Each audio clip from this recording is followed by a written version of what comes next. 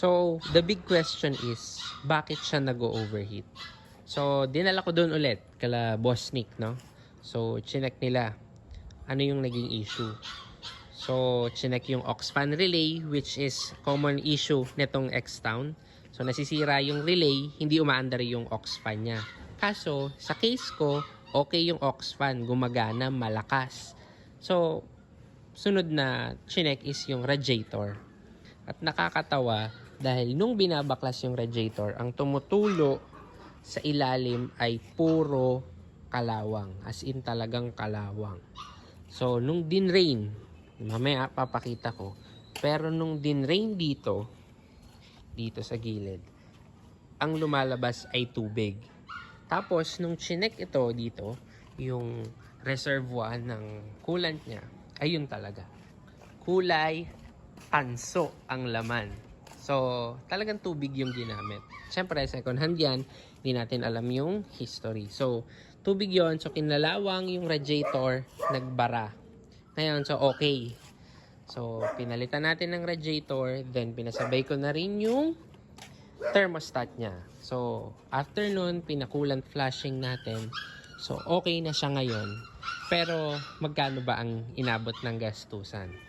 So, ito, unfortunately, yung radiator niya, dapat nasa 3,000 plus lang. Kaso, ang available lang at the time na nagpagawa ako ay yung buong assembly. Ano yung buong assembly? Yung may kasamang fan. So, yung may kasamang fan ay 8,700. Yung thermostat niya mura lang. Parang nasa 400 kung di ako nagkakamali. So, labor mura lang. So, baklas radiator, palit thermostat. Siningil lang ako ni Sir Nick ng 1,600. Yung 1,600 lang. And then, yun nga, yung coolant. So, magkano yung total na nagastos ko doon? So, sa pagpapatino sa kanya, sa overheating issue niya, gumastos na naman ako ng parang nasa more or less 11,000 plus or no, sorry 13,000 pala, 13,000 lahat kasi may binili pa ako sa kanya, pero lahat yon related sa sa paggamit or pagpapatino sa kanya. So di madalit sabi, ito officially itong X-Town natin ay matino na. So actually naisipan ko na rin tong i-let go kasi medyo talagang nawawala na ako ng hope sa kanya kasi big bike yan, or kahit sabihin mo na lang na hindi big bike, maxi scooter, malaking motor, medyo madugo yung gastusan. Pero buti na lang hindi. Kasi ang naisip kong gawin is ibenta siya, tapos bibili lang ulit ako. Kaso ito kasi nasimulan ko ng gastusan, nasimulan ko ng ipaayos. So pag kukuha na naman ako ng another unit, di back to zero na naman ako. Possible na masira na naman yung mga pinagawa ko dito. Buti na lang nga, so hindi ko siya nilet go kasi kung nilet go ko siya, syempre back to zero na naman tayo.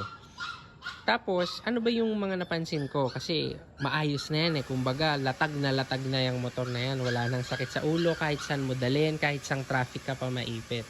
So, ano yung napansin ko sa kanya nung bagong gawa siya?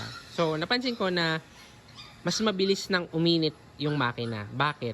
Kasi tama na yung pag-open and close ng thermostat niya. Unlike before, na naka-half close, half open siya. Hindi siya nagpo-full close and open. So ngayon, tama na yung daloy ng coolant. Mas mabilis niya nang nakukuha yung normal operating temperature. And na-maintain niya na yun ang tama. And then next, ano pa yung isa kong napansin sa kanya? So meron niyang aux fan dito, dyan, sa likod ng radiator. So yung aux fan ko dati, once na sumindi, unless natuloy-tuloy yung andar ko, hindi yun namamatay, lalo na pag heavy traffic. So bakit ganon?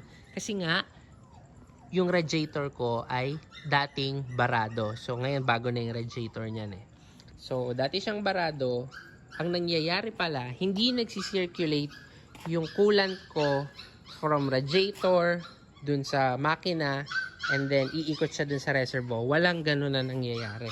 Lagi lang siyang nandun sa radiator. Kasi nga, bakit? Barado yung radiator and then yung thermostat natin ay puro kalawang. So, yun nga, sabi ko nga kanina, itong motor natin, itong X-Town ay fully reconditioned na at kahit sandalin ay walang magiging problema.